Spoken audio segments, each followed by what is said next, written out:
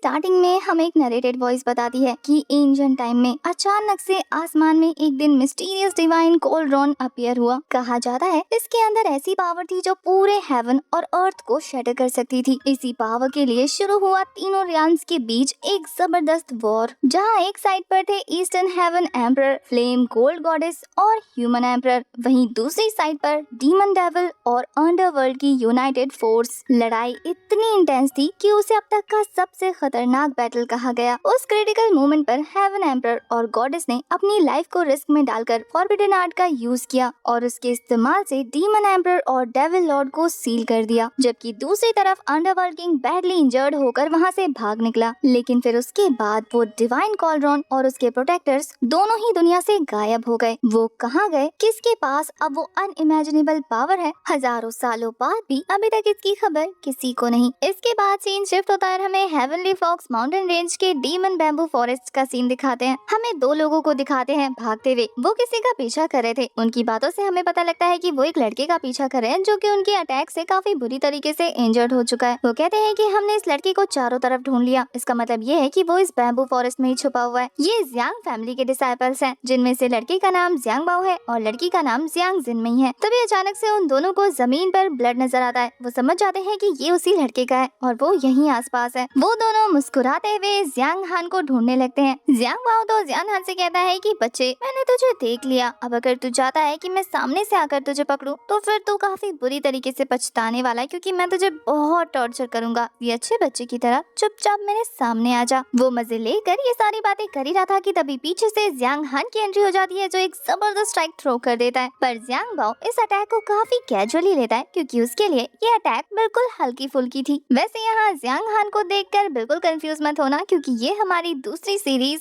Supreme Over the Sky के hero Ling Tian के जैसा दिखता है। Okay, back to the story. Jiang Jinmei उसे देखकर कहती है कि मेरे भाई थर्ड एल्डर तुम्हारी बहन से शादी करना चाहते हैं। ये तो उसके लिए सौभाग्य की बात है ना। अब अगर तुम बीच में आकर इंटरफेयर करोगे तो ये तो अच्छी बात नहीं। इस तरीके से तुम बाकी लोगों को मजबूर कर रहे हो कि वो तुम्हें रास्ते से हटा दे। अगर तुम ऐसे ही हम सबका दिमाग खराब करते रहे तो फिर मजबूरन हमें भी तुम्हें मारना ही होगा ना। ये बोलने के बाद वो भी इस पर एक स्ट्राइक थ्रो कर देती है। जियांग हान काफी आराम से इस अटैक से बच चुका था जंप करते हुए, और फिर वो जियांग जिनमेई से कहता है कि अपनी बकवास बंद करो और यहाँ ध्यान दो। तुम्हें क्या लगता है मुझे मारने के लिए तुम्हारे ये छोटे मोटे अटैक्स काफी हैं? जियांग जिनमेई उसकी बात सुनकर हंसते हुए कहती है कि काश तुम उतने ही टफ हो जितनी तुम्हारी बातें हैं। और फिर ये कहते ही वो उस पर हमला करना शुरू कर देती है, जहाँ इस बार उसका साथ ज़्याओ बाई भी दे रहा था। वो दोनों मिलकर उस पर भारी पड़ने लगते हैं, पर जब उनके साथ वन ऑन वन बैटल होती है तो हमारा हीरो उन लोगों को पीछे हटा देता है। यहाँ जियांग बाओ की बातों से हमें पता लगता है कि क्यों जियांग फैमिली जियांग हान और उसकी सिस्टर से इतनी नफरत करते हैं। उनकी बातों से पता लगता है कि उसके फादर काफी ज्यादा पावरफुल थे, लेकिन उनके दुश्मन बहुत ज्यादा थे। जियांग बाओ कहता है कि अगर तुम्हारे फादर कितने दुश्मन न होते तो उन्हें तुम्हारी माँ के साथ यहाँ से भागना न पड़ता। तुम दोनों भाई बहनों की कोई कीमत नहीं है। मुझे तो लगता है कि तुम दोनों अपने माता पिता का कर्ज चुकाने के लिए पैदा हुए हो, लेकिन उस हिसाब से तुम्हारा घमंड सातवें आसमान पर है। अपने पेरेंट्स के बारे में उस लड़के के मुंह से सुनने के बाद जियांग हान का गुस्सा सातवें आसमान पर पहुंच जाता है। वो उन पर अटैक करते हुए कहता है कि तुम्हारी हिम्मत कैसे हुई मेरे पेरेंट्स के बारे में कुछ भी कहने की। वो जियांग बाओ के ऊपर जबरदस्त हमला कर रहा था कि तभी अचानक से पीछे से जियांग जिनमेई उसके ऊपर अटैक थ्रो कर देती है। उसके स्पिरिचुअल पावर से हिट होने की वजह से जियांग हान थोड़ी देर के लिए डिस्ट्रैक्ट हो गया था, और इसी मौके का फायदा उठाकर जियांग बाओ ने अपनी स्वॉर्ड को उसकी बॉडी के अंदर घुसाना शुरू कर दिया था। इससे पहले कि वो स्वॉर्ड उसकी बॉडी के आर पार हो पाती, वो स्वॉर्ड उसके गले में लगे हुए लॉकेट से टकरा जाती है, जिससे एक मास्क जैसी स्पिरिचुअल पावर अपीयर हो चुकी थी, और हमारा हीरो अचानक से अंधेरे में गुम होना शुरू हो जाता है। और इसके बाद वो ट्रैवल करता हुआ कॉस्मिक कॉल्ड्रन हेवन अर्न अर्थ के पास पहुंच जाता है। वो उस कॉल्ड्रन के अंदर पहुंच चुका था, आसपास चारों तरफ नजर दौड़ाते हुए। तभी अचानक से उसके सामने एक उल्टी हुई लड़की आ जाती है, जो कि उसका स्वागत किसी भूतिया तरीके से करते हुए कहती है कि तुम्हारा इस छोटे से कॉल्ड्रन में स्वागत है। जियांग हान डरता नहीं है, बल्कि थोड़ा सा क्यूरियस होकर पीछे हट जाता है, ये सोचते हुए कि ये कौन सी जगह है, क्या हेवनली रियाल्म या फिर अंडरवर्ल्ड। और फिर उस लड़की को देखने के बाद कहता है कि तुम कौन हो। वो तो सीधी होते हुए खुद को इंट्रोड्यूस करते हुए कहती है कि मेरा नाम टियान यू है, मैं इस हेवनली बीस्ट कॉल्ड्रॉन की गार्डियन हूँ। इस कॉल्ड्रॉन के अंदर सारी चीजें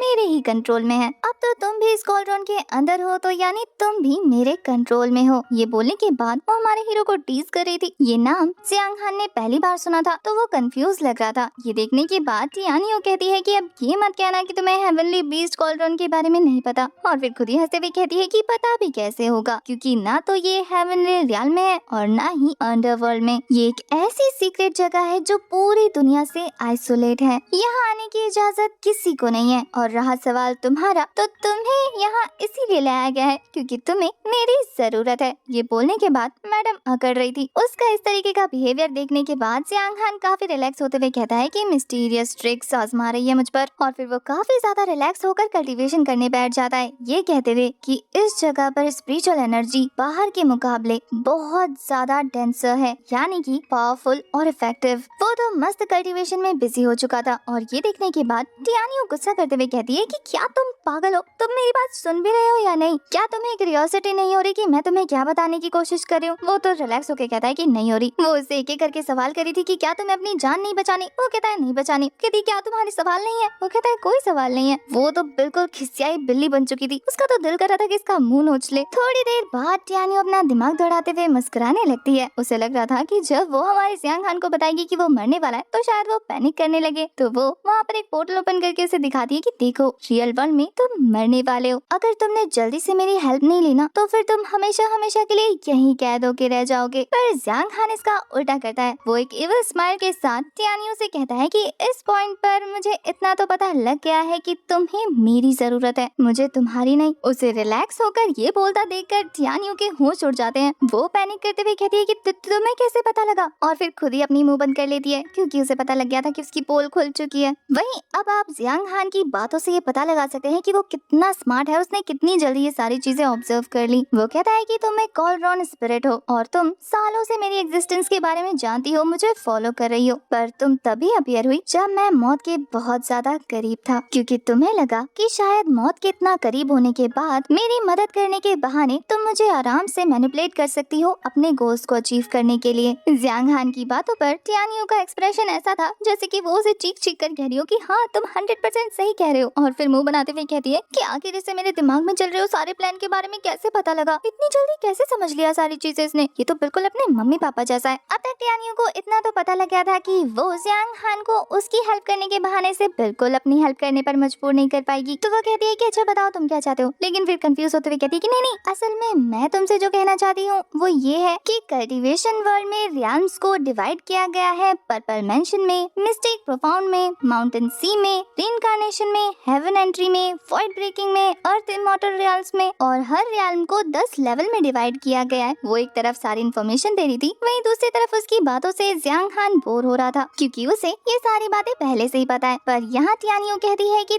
अगर तुम्हारी कल्टीवेशन के बारे में बात की जाए तो तुम पर्पल मैंशन के 5th लेवल पर हो। पर जियांग हान उसकी बातों को फिर से इग्नोर करते हुए कहता है कि अब तुम सीधा पॉइंट पे आओगी। इतना सुना था कि वो उसके पास पहुँचते हुए वहाँ पर बने हुए कुछ स्पिरिचुअल पैटर्न को अपीयर करते हुए कहती है कि ये चीजें दिख रहे हो, ये सारे डीमन बीस्ट्स हैं। तुम्हें इन सभी के एसेंस ब्लड की ड्रॉप को कलेक्ट करने में मेरी हेल्प करनी है। वहाँ पर टोटल 9 बीस्ट्स थे, जिन्हें दिखाने के बाद वो कहती है कि ज्यादा मेहनत नहीं करनी, सिर्फ एक ड्रॉप ब्लड का चाहिए मुझे, जिसके बदले में मैं तुम्हें इतना ज्यादा स्ट्रॉन्ग बना दूंगी कि तुम तीनों रियल्म्स को डोमिनेट करोगे और एक सेलेस्टियल फेरी के साथ शादी भी कर सकोगे। सोचो तुम्हारी लाइफ कितनी अमेजिंग हो जाएगी, तुम्हारी पावर पीक पर पहुंच जाएगी और तुम्हारे पास दुनिया की सबसे खूबसूरत फेरी होगी। उसकी बातें सुनने के बाद जियांग हान थोड़ी देर के लिए मेस्मराइज हो गया था। आखिर पावर और खूबसूरत लड़की किसे नहीं चाहिए। टियानियो कहती है कि बताओ लाइफ अमेजिंग हो जाएगी ना, क्या तुम्हें ये ऑफर अच्छा लगा? जियांग हान कहता है कि हाँ ऑफर अच्छा है, लेकिन मुझे नहीं चाहिए। अब उसे मना करता देखकर उसे समझ नहीं आता। वो कहती है कि क्यों, ऑफर तो इतना अच्छा था, फिर क्यों मना कर दिया? जियांग हान भी लाइक मैं उनमें से किसी को बीट नहीं कर सकता, तो क्या फायदा ऐसे ऑफर का। टियानियो कहती है कि ऐसा मत बोलो ना कि तुम नहीं कर सकते। अच्छा ठीक है, कैसा हो अगर मैं तुम्हें 3 ब्लड लाइन एबिलिटी दूं जो कि तुम्हारी बॉडी फिलहाल के लिए हैंडल कर पाए, तो फिर तो तुम मेरा काम करोगे ना। और ये बोलने के बाद वो उसके सामने 3 डिवाइन आर्टिफैक्ट अपीयर कराती है जिसमें पावर मौजूद थी। वो कहती है अभी के लिए ये 3 ले लो, बाकी का तब देखेंगे जब तुम्हारी बॉडी स्ट्रॉन्ग हो जाएगी। जियांग हान उन डिवाइन आर्टिफैक्ट्स को देखकर सोच ही रहा था कि ये थोड़ा इंटरेस्टिंग है। उससे पहले टियानियो उसे हवा में उछालते हुए कहती है कि ठीक है, फिर इसे ट्राई करके बताओ। जब ये डिवाइन आर्टिफैक्ट अपनी पावर को उसकी बॉडी के अंदर ट्रांसफर कर रहे थे तो हमारे हीरो को काफी पेन हो रहा था, और हमारी टियानियो मुस्कुराते हुए कहती है कि हाँ जब ये तुम्हारी बॉडी के अंदर जाता है तो इससे थोड़ा सा दर्द होता है, बर्दाश्त कर लेना। उस अनबेरेबल पेन को बर्दाश्त करते हुए हमारा जियांग हान कहता है कि तुम्हारी ये वार्निंग एग्जैक्ट टाइम पर कैसे आती है। जियांग हान को ऐसा लग रहा था जैसे कि उसके एक एक मसल को कोई चीर फाड़ रहा हो और उसकी नसों में आग का गोला दौड़ रहा हो। उसे तड़पता देखकर टियानियो भी लाइक मैंने कहा था ना, किंग बनने के लिए तुम्हें क्राउन का वेट भी तो झेलना पड़ता है। और फिर वो चुटकी बजाते ही जियांग हान को रियल वर्ल्ड में वापस भेज देती है, जहाँ वो ऑलमोस्ट उस वेपन से हिट होने ही वाला था कि वो उस वेपन को अपने हाथ से ही रोक लेता है। एक जबरदस्त तेज एनर्जी रिलीज होती है, उसकी आंखों का कलर चेंज हो जाता है और वो काफी ज्यादा डिमोनिक लग रहा था। उसके दोनों दुश्मन ये देखकर हैरान हो जाते हैं कि ये अचानक से ब्रेक थ्रू करके पर्पल मैंशन के 7th लेवल पर कैसे पहुंच गया। पलक झपकते ही कोई इतने लेवल कैसे क्रॉस कर सकता है। पर जियांग हान तो एक जबरदस्त एनर्जी के साथ उन दोनों को ही खुद से दूर कर चुका था और अब उसकी बॉडी बहुत ज्यादा स्पिरिचुअल पावर रिलीज कर रही थी। उसकी पावर को देखने के बाद उनके दिमाग में फिलहाल के लिए जो एक्सप्लेनेशन आ रही थी वो यही थी कि शायद जियांग हान के फादर जियांग हानशुई ने उसे बहुत सी खास एबिलिटीज ट्रांसफर की हैं। वहीं दूसरी तरफ हमारा हीरो बहुत ही ज्यादा किलर लग रहा था और वो बहुत ही क्रूअल तरीके से कहता है कि अब बारी आ गई है जब मैं तुम्हें चेस करूंगा, इसलिए जहाँ तक भाग सकते हो भाग लो। पर वो लोग डर नहीं रहे थे। इनफैक्ट जियांग बाओ तो अटैक थ्रो करना शुरू कर देता है। वो उसके पास पहुंचकर एक जबरदस्त स्लैश लगा चुका था। वहीं जियांग हान एक जबरदस्त स्मग के साथ वहाँ से निकल जाता है। देखते ही देखते उनके आगे से गायब होकर उनके पीछे पहुंच जाता है। उसके तेजी से स्किप होने वाले मेथड से वो कंफ्यूज हो जाते हैं और उनके समझने से पहले ही हमारा हीरो क्रूअल तरीके से उसकी बॉडी में अपना वेपन आर पार कर चुका था और उसे मारने के बाद वो उसके कान में कहता है कि मैंने कहा था ना भाग लो, तो फिर भागे क्यों नहीं, क्या तुम्हें और चाहिए। जियांग बाओ तो मरते मरते काफी ज्यादा कंफ्यूज लग रहा था। उसे समझ नहीं आता कि जियांग हान ने उसके साथ ऐसा कैसे किया। तो जियांग हान मुस्कुराते हुए कहता है कि ये मत कहना कि तुम जानना चाहते हो कि इस मूव को क्या कहते हैं। और फिर वो बड़ी बेरहमी से उसकी बॉडी से अपनी स्वॉर्ड निकालते हुए कहता है कि इसे शेप शिफ्टिंग शैडो कहते हैं। वो तो देखते ही देखते वहाँ पर ढेर हो जाता है और अपने सामने जियांग माओ की लाश देखने के बाद जियांग जिनमेई की हालत पतली हो चुकी थी, लेकिन साथ ही उसे जियांग हान पर गुस्सा भी आ रहा था। वो गुस्से में अपने दांत पीसते हुए अपनी एनर्जी रिलीज करके कहती है कि तुझे तो आज मैं जान से मार दूंगी। पर वो फिर से स्मग करते हुए उसके अटैक से बचने के लिए उसी टेक्निक का यूज कर रहा था, जहाँ वो एक पल को अपनी जगह से गायब हो जाता और अटैक खत्म होने के बाद फिर से वहाँ पे हो जाता। वो तो यहाँ जियांग मिन के साथ ऐसे खेल रहा था जैसे कि वो कोई छोटी बच्ची हो और फिर इसी टेक्निक का यूज करके वो उसके ऊपर पहुंच जाता है, ये कहते हुए कि सिस्टर इधर उधर कहाँ ढूंढ रही हो, मैं तो ऊपर हूँ। और जब वो वहाँ से भाग रही थी तो वो उसके पीछे एक जबरदस्त अटैक कर देता है, जिससे वो काफी बुरी तरीके से इंजर्ड हो जाती है। जमीन पे गिरने के बाद वो जियांग हान से रिक्वेस्ट करी थी कि प्लीज मुझे जाने दो। जियांग हान उसी की तरफ बढ़ते हुए अपने डैगर को साफ करते हुए कहता है कि सिस्टर मुझे तुमसे एक बात जाननी है, अगर मेरी माँ तुम लोगों को बचाने के लिए तुम्हें वो पिल न देती तो तुम लोग 5 सालों पहले इस टाइट के हाथों से मारे जा चुके होते, है ना। इसका मतलब तुम्हें उनके बारे में कुछ तो पता है। ये सुनकर वो चौंक जाती है और फिर उसके दिमाग में एक आइडिया आता है। उसे लगता है कि वो जियांग हान को बेवकूफ बनाएगी, तो वो कहती है कि तुम्हारे पेरेंट्स के वेयर अबाउट्स के बारे में मुझे आइडियाज हैं, अगर तुम मेरे पास आओ तो मैं ये सारी इन्फॉर्मेशन तुम्हें देने के लिए तैयार हूँ। जैसे ही जियांग हान उसके पास आता है उसकी बात सुनने के लिए, वो काफी धीरे से बताती है कि जिस दिन तुम्हारे माता पिता लापता हुए थे, जियांग ज़्याओटियान ने हमें उन्हें कुछ डिलीवर करने को कहा था और अपनी बात खत्म करने से पहले ही वो अपने स्वॉर्ड से उस पर हमला करने जाती है। उसे लग रहा था कि ये करके वो जियांग हान को मार देगी, पर जियांग हान उसकी सोच से भी ज्यादा चालाक था। वो काफी तेजी से स्किप करते हुए उसके पीछे पहुंच जाता है और अपने डैगर को उसकी गर्दन पर रख देता है और फिर बिना एक सेकंड गवाए वो उसकी गर्दन को उसकी धड़ से अलग कर चुका था। जब रात को वो जंगल से जाने की तैयारी कर रहा था तो वो कहता है कि जब मेरी पावर मुझ पे हावी हो जाती है तो मैं सच में बहुत सी चीजें कर देता हूँ। तभी उसके आगे बढ़ते ही उसे अचानक से एक हलचल सुनाई देती है और वो खतरा भापते ही अपने डैगर को उस तरफ थ्रो कर देता है, जो कि इनविजिबल वॉल से टकराकर वहीं रुक चुकी थी। हम एक लड़की को दिखाते हैं जो एक बीच पर बैठे हुए मजे से ड्रिंक कर रही थी और शायद ये स्पेशल बैरियर उसने ही लगाया था हमारे हीरो के अटैक को आता देखकर। इस लड़की का नाम जो यी है, जो कि युनमेंग पवेलियन की यंग लेडी है। उसे देखकर जियांग हान हैरान था क्योंकि ये उससे काफी ज्यादा पावरफुल थी। ये मिस्टेक प्रोफाउंड जान पर थी।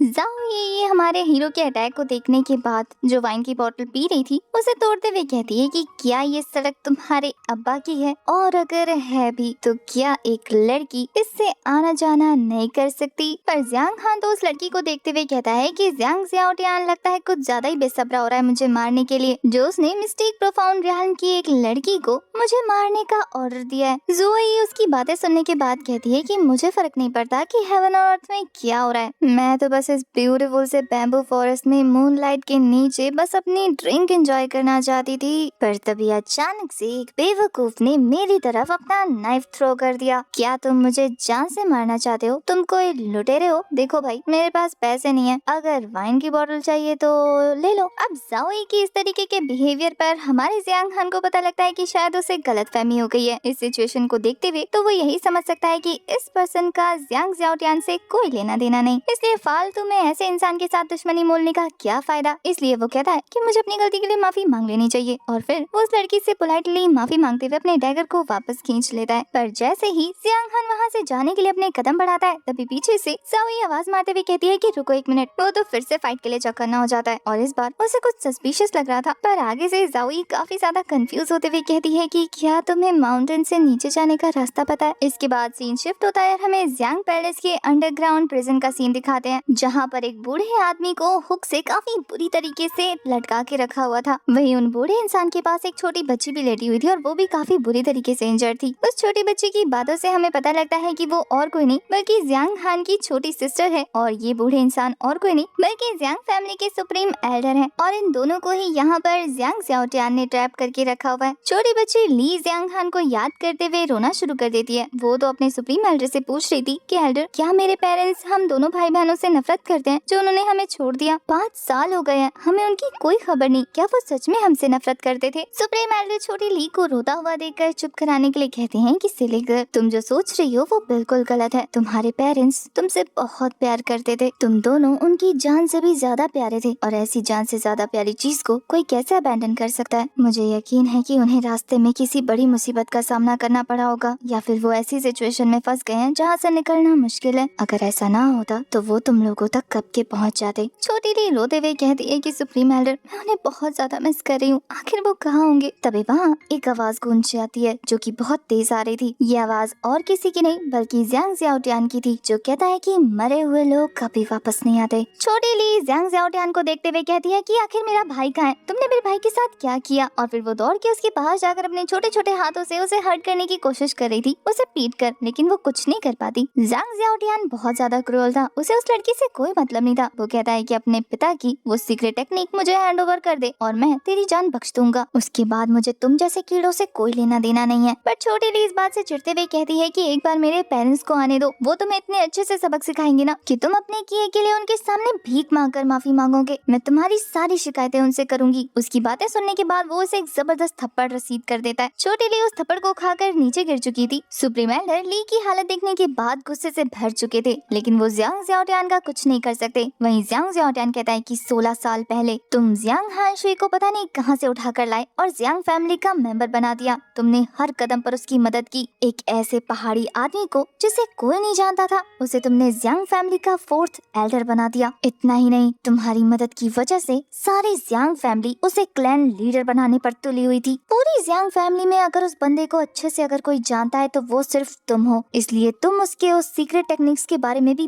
बहुत अच्छे से जानते हो। उसके वो छुपाए हुए प्रीशियस मैनुअल मुझे चाहिए और मेरे सामने ये नौटंकी तो बिल्कुल मत करना कि तुम्हें नहीं पता वो कहाँ है, क्योंकि अगर हानशुई सबसे ज्यादा किसी पर भरोसा करता था तो वो सिर्फ तुम थे। ये बोलने के बाद वो सुप्रीम एल्डर की बॉडी पर लगे हुए पिंस को खींचना शुरू कर देता है जो कि उनकी बॉडी पर धंसे हुए थे और उन्हें पेन होने लग गया था। वो उन्हें टॉर्चर करते हुए कहता है कि तुम्हें क्या लगता है तुम मुझे नहीं बताओगे तो मुझे पता नहीं लगेगा कि तुम सब जानते हो। पर सुप्रीम एल्डर का कहना था कि हानशुई ने अपनी जिंदगी में जो कुछ भी हासिल किया है वो अपनी एबिलिटी और एफर्ट्स के बलबूते पर हासिल किया है। पूरी जियांग फैमिली उसे क्लैन लीडर इसलिए नहीं बनाना चाहती थी कि उसकी कल्टीवेशन सबसे ज्यादा हाई थी, बल्कि वो इतना ज्यादा नेक और साफ दिल का इंसान था कि लोग उस पर भरोसा करने से खुद को रोक नहीं पाते थे। जियांग फैमिली के लोग उसे इसलिए पसंद करते थे क्योंकि वो उन्हें अच्छे से रखता था और यही वजह थी जो उसे इतनी रिस्पेक्ट मिली, तुम्हें नहीं। जियांग हानशुई की तारीफ पर ये बंदा काफी बुरी तरीके से किलस उठता है और कहता है कि कहाँ गया तुम्हारा वो अच्छा इंसान जब जियांग फैमिली को उसकी सबसे ज्यादा जरूरत थी। वो 5 साल पहले जियांग फैमिली को टुकड़ों में तोड़कर भाग गया। तब तुम्हारे उस अच्छे आदमी ने तुम्हारी जियांग फैमिली को क्यों नहीं संभाला? तुम जानते हो उस वक्त किसने फैमिली को साथ लाया? वो इतना ज्यादा गुस्से से भर चुका था कि उसे दिख नहीं रहा था कि वो क्या कर रहा है। वो उस पिन को इतनी जबरदस्त तरीके से खींचता है कि उस पर लगी हुई जंजीर सुप्रीम एल्डर की बॉडी के आर पार होने लग जाती है और वो दर्द से करा उठते हैं। वहीं दूसरी तरफ ये बंदा सिर्फ खुद को सही साबित करना चाहता था, इसलिए कहता है कि वो मैं था जिसने जियांग फैमिली को उस वक्त संभाला जब उसे सबसे ज्यादा लीडर की जरूरत थी। इसलिए अगर जियांग फैमिली के ट्रेजर्स पर किसी का हक है तो वो सिर्फ मैं हूँ, ना कि वो हानशुई। वहीं सुप्रीम एल्डर उसे आईना दिखाते हुए कहते हैं कि तुम हानशुई से जलन करते थे और जब वो 5 सालों पहले तुम्हारे हाथों से बचकर निकल गया तो वो जलन नफरत में बदल गई और तुमने अपने सारे फेलियर का कर्ज उसके सर पे चढ़ा दिया। तुम्हें लगता है कि तुम्हारी सारी नाकामयाबी के पीछे हानशुई का हाथ है? नहीं, तुम्हारी खुद की जलन तुम्हारे रास्ते का कांटा है। हानशुई के जाने के बाद तुमने उसके बच्चों को टॉर्चर टॉर्चर करना शुरू कर दिया। क्यों? क्योंकि तुम्हें क्लैन लीडर की पोजीशन चाहिए थी। उस पोजीशन को हासिल करने के लिए तुमने फर्स्ट एल्डर को रास्ते से हटाया और सेकंड एल्डर को भी, और ये सब करने के बाद अब तुम्हें क्रेडिट चाहिए। सुप्रीम एल्डर की बातें उसके दिल पर इतनी बुरी तरीके से लगती है कि वो दूसरा कांटा भी खींचकर उनकी बॉडी से वो जंजीर आर पार कर देता है। अब वो पूरी तरह से पागल हो चुका था। वो सुप्रीम एल्डर का गला दबाते हुए कहता है कि मुझे मतलब नहीं बुढ़े तेरी बकवास से, मैं बस आखिरी बार पूछ रहा हूँ, हान शुई के वो छुपाए हुए सीक्रेट हिडन टेक्निक्स कहाँ पर है? उसने सुप्रीम एल्डर को हवा में उठा दिया था और इस बार बोलते सच में जान से मारना चाहता था, पर सुप्रीम एल्डर कहते हैं कि हान शुई एक्स्ट्रा ऑर्डिनरी था बाय नेचर। ऐसा कुछ भी हिडन नहीं है जो तुम्हें लगता है कि उसने सीखा है। वो शुरू से ही तुम लोगों से बेहतर था और इसी वजह से नॉर्मल टेक्निक भी उसने इतने एफर्टलेसली सीखी कि तुम्हें लगा कि कोई हिडन टेक्निक होगी। यहाँ सुप्रीम एल्डर फिर से उसे उसकी कमजोरी का एहसास दिलाते हैं। तो वो बंदा बस उन्हें जान से मारना ही चाहता था लेकिन मार नहीं सकता था, इसलिए वो ज़ियांग टोंग नाम के बंदे को बुलाता है और लिटिल ज़ियांग ली को वहाँ से ले जाने को कहता है, जो कि उसे कंधे पर उठाकर वहाँ से निकल चुका था। ये देखकर सुप्रीम एल्डर डर जाते हैं। वो कहते हैं कि ली को कहाँ लेकर जा रहे हो? ज़ांग ज़ियाओटियान इतना ज्यादा बेशरम था कि वो इस छोटी सी बच्ची की शादी कराना चाहता था, इसलिए वो कहता है कि ये फैमिली इसे बहुत ज्यादा टॉर्चर करती है ना, इसलिए इसके लिए नई फैमिली ढूंढने जा रहा हूँ। आज रात को सेलिब्रेशन होगा, डोंट वरी,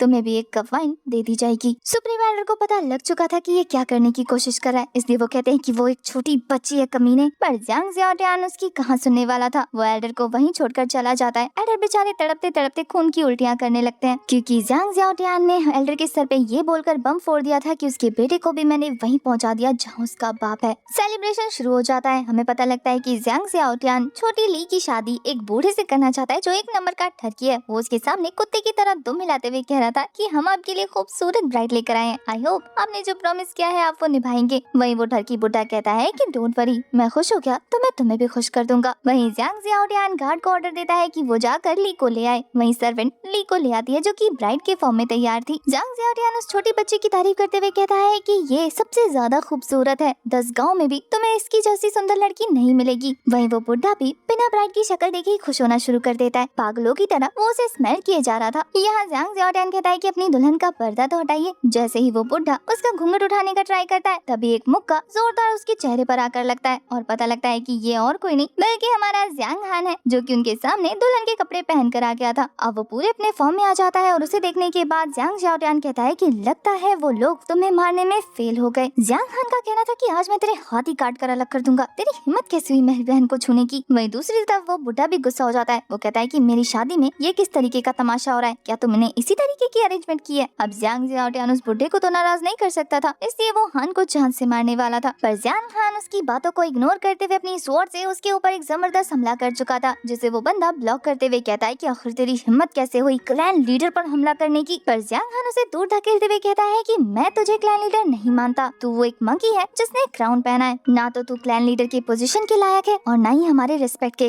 ये बोलने के बाद वो उसके साथ 1-on-1 बैटल स्टार्ट कर चुका था। ज़ांग ज़ियाओटियान जब देखता है कि ज़ियांग हान उसे कड़ी टक्कर दे रहा है तो वो कहता है कि लगता है मैंने कुछ ज्यादा ही तुझे अंडर एस्टिमेट कर दिया। पर ज़ियांग हान उसे बकवास बंद करके फाइट पर ध्यान लगाने को कहता है, जिस पर उस बंदे की ईगो हट हो गई थी और वो हवा में जंप करते हुए कहता है कि तुझे पता नहीं कि डेथ का टेस्ट कैसा होता है, अगर पता होता तो तू कभी भी मुझे इस तरीके से अपनी टेक्निक यूज करने के लिए मजबूर नहीं करता। और ये बोलने के बाद वो अपनी स्वॉर्ड से एक जबरदस्त स्लैश थ्रो कर देते हैं। उस अटैक की वजह से वहाँ पर चारों तरफ स्मोक फैल गया था। उस अटैक को रोकने के लिए हमारे हीरो ने फिर से अपनी पावर को एक्टिवेट कर दिया था, जिससे उसकी आंखों का कलर चेंज हो जाता है। अब इन लोगों को तो ज़ियांग हान की पावर नहीं दिखी थी, तो इन्हें लगता है कि इस अटैक के बाद तो वो मारा ही गया होगा। जो गार्ड क्लैन लीडर को प्रोटेक्ट कर रहा था वो कहता है खुद को कुछ ज्यादा ही समझ रहा था, मेरे की स्लैश से मारा गया। वो सभी लोग उसे मरा हुआ समझकर हंसना शुरू कर देते हैं, पर जब ज़ियांग हान उनके सामने आता है ये कहते हुए कि सेलिब्रेशन को ज्यादा जल्दी शुरू नहीं कर दी, थोड़ी देर के लिए उनके होश उड़ जाते हैं। ज़ांग ज़ियाओटियान अपने गार्ड से कहता है कि इसके टुकड़े टुकड़े कर दो, ये मेरे सामने दोबारा दिखने ना पाए। पर उस गार्ड के अटैक करने से पहले ही हमारा ज़ियांग हान अपने डैगर से एक कट लगाता है और उस बंदे के चीथड़े उड़ जाते हैं। ये अटैक उसने काफी कूल तरीके से किया था। उस बंदे को निपटाने के बाद वो ज़ांग ज़ियाओटियान की आंखों में देखकर कहता है कि अब तेरी बारी है। ज़ांग ज़ियाओटियान डरता नहीं है, बल्कि वो कहता है कि तू मुझे मारना चाहता है, मैं भी देखता हूँ आखिर कैसे मारता है, चल मार। जैसे ही ज़ियांग हान उस पर अपने डैगर से हमला कर चुका था, वो बंदा काफी आराम से वहाँ से एस्केप करके बच जाता है और वो भी उसी शेप शिफ्टिंग शैडो मेथड का यूज कर रहा था, जिससे ज़ियांग हान के बार बार अटैक करने के बाद वो अपनी जगह चेंज करते हुए यहाँ से वहाँ होता जा रहा था। और फिर एक टाइम के बाद वो मौका पाकर हान को गले से पकड़कर जमीन पर पटक देता है और फिर से हवा में उठाकर उसे दूर फेंक चुका था। ज़ियांग हान के खुद को संभाल लेने के बाद वो कहता है कि तेरे पास जिगरा तो है मुझे मारने का, लेकिन पावर रत्ती भर भी नहीं है। पर जियांग हान जो कि अब तक सिर्फ अपनी नॉर्मल कल्टीवेशन का यूज करके फाइट कर रहा था, वो फिर से अपने मैड साइड को एक्टिवेट कर देता है, जिससे उसकी आंखों का कलर फिर से डेमोनिक हो चुका था। और वो डेमोनिक तरीके से ही हंसते हुए अपनी एनर्जी रिलीज करके कहता है, अगर तुझे ऐसा लगता है तो फिर क्यों ना तुझे अपनी ताकत दिखाई जाए, चल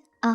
और फिर वो उसे ऐसे बुला रहा था जैसे कि कोई जानवर को बुलाता हो। वहीं जियांग ज़ियाओटियान उसके लुक को देखकर कह रहा था कि अच्छा, तो मुझे मारने के लिए तूने डेमोनिक पाथ चूज कर लिया, पर अफसोस के साथ कहना पड़ रहा है कि तेरा ये तरीका भी बेकार होने वाला है, क्योंकि मेरे सामने तेरी ये पावर भी किसी काम के नहीं। ये बोलने के बाद वो अपनी कल्टीवेशन शो कर देते हैं। वो पर्पल मेंशन रियाल्म पर थे और कभी भी ब्रेक थ्रू करके मिस्टेक प्रोफाउंड रियाल्म पर जाने ही वाले थे, इसलिए वो अपनी कल्टीवेशन को लेकर काफी ज्यादा सीरियस है। पर वहीं दूसरी तरफ जियांग हान तो उसे किसी पपी की तरह अपने पास बुला रहा था कि आओ अटैक करो मुझ पर। बंदे को इस बात से इतनी मिर्ची लगती है कि वो अपनी स्वॉर्ड उठाकर तेजी से हमारे हीरो को मारने के लिए दौड़ पड़ता है। पर अब तो जियांग हान ने भी शेप शिफ्टिंग शैडो टेक्निक का यूज करना शुरू कर दिया था और उसके सभी अटैक्स को बड़े आराम से डॉज करने लग गया था। उसे इस टेक्निक और उसकी पावर के ऑरा को सेंस करने के बाद वो ओल्ड मैन जो कि उसकी बहन से शादी करने वाला था, वो कहता है कि इस लड़के ने अपनी डिवाइन एबिलिटीज को यूज किया। कोई भी बंदा जो कि मिस्टिक प्रोफाउंड रियाल्म तक ना पहुंचा, वो कभी भी अपनी डिवाइन एबिलिटीज को अवेक नहीं कर सकता। ये लड़का तो श्योरली पर्पल मेंशन के 7th रियाल्म पर है, तो आखिर इसने अपनी डिवाइन एबिलिटीज को कैसे अवेक किया? ये तो इम्पॉसिबल है। क्या इसका मतलब ये है कि जियांग ज़ियाओटियान ने सही कहा कि इस बंदे ने डेमोनिक पाथ का यूज किया अपनी कल्टीवेशन को बढ़ाने के लिए? पर जियांग ज़ियाओटियान ये सारी बातें इग्नोर करते हुए कहता है कि क्या फर्क पड़ता है कि इसने डिवाइन कल्टीवेशन को एक्टिवेट किया या नहीं, लेकिन ये फिर भी मरने से नहीं बच पाएगा। ये बोलते हुए वो तो जबरदस्त अटैक्स थ्रो किए ही जा रहे थे, लेकिन वहीं दूसरी तरफ जियांग हान को दिखाते हैं वो तो ऐसे खेल रहा था जैसे छोटे बच्चे के साथ खेल रहा हो, उसे जरा भी फर्क नहीं पड़ता। इतनी जबरदस्त हिट खाने के बाद भी वो एविल तरीके से मुस्कुरा रहा था। उसकी हंसी इतनी ज्यादा डरावनी थी कि एल्डर को फिक्र होने लगती है। वहीं जियांग हान उनके पीछे स्टैप करते हुए कहता है कि अफसोस, वो मैं नहीं हूँ जो मरने वाला है, वो तू है जो मरने वाला है। और ये सबसे पहला घाव सुप्रीम एल्डर के लिए, जिनका डिसाइबल होने के बावजूद भी तूने टॉर्चर कर रहा है। उसका अटैक काफी ज्यादा जबरदस्त था। जियांग ज़ियाओटियान थोड़ी देर के लिए डिस्ट्रैक्ट हो चुका था पूरी तरह से, लेकिन फिर से खुद को संभालते हुए जब वो हमारे हीरो पर हमला करने जाता है तो वो फिर से स्किप करते हुए उसका एक हाथ काट कर अलग करते हुए कहता है कि ये सेकंड लीडर के लिए और पहले वाले सेक्ट एल्डर के लिए, जिन्हें तूने अपने रास्ते से हटाया ताकि तू सेक्ट का लीडर बन सके। उसका अटैक इतना ज्यादा फास्ट था कि बेचारे जियांग ज़ियाओटियान को संभलने का मौका नहीं मिलता और उसका बाजू कटकर अलग हो चुका था और अब तो वो हमला भी नहीं कर सकता। उसके इस खतरनाक मूव को देखने के बाद वहाँ बाकी जो मौजूद थे उन सभी की आंखें फटी की फटी रह जाती हैं। पर जियांग ज़ियाओटियान हार नहीं मानने वाला था। वो अपने दूसरे हाथ से अपनी एनर्जी रिलीज करके स्लैशेस लगाना शुरू कर देता है। उसके अटैक से उसका एग्रेशन साफ देखा जा सकता था, क्योंकि वो बिना ब्रेक लिए लगातार हमले पे हमला किए जा रहा था। और ये देखने के बाद जियांग हान भी लाइक, क्या हुआ, अभी से थक गए? अब उसकी बात है तो जैसे जले पर नमक का काम कर रही थी। ये बंदा